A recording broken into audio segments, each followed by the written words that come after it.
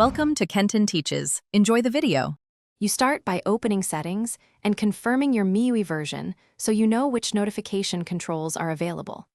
Once done, enable developer options only if a required toggle is missing. Tap build number 7 times and enter your PIN. Make sure you back up the current quick settings layout by screenshotting it or writing down active tiles. This lets you restore if something looks wrong. Now navigate straight to Notifications and Control Center to begin changing the drawer layout. You should now select the Control Center style, Legacy or New, because that decides how the notification drawer behaves. After choosing, tap Edit or Manage Quick Settings, hold and drag tiles to reorder, drag new tiles from the available list, and remove unused tiles by dragging them out.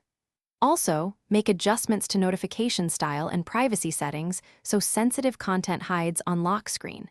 This is where most behavior is defined, so take a moment to test a pull-down immediately after changes. You finish by testing the drawer. Swipe down from the top and confirm quick tiles and notifications appear as expected.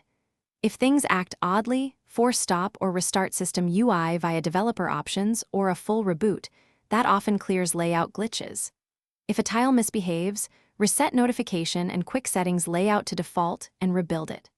Finally, make sure per app notification permissions and priority levels are set correctly, because app settings can override system drawer behavior and hide alerts.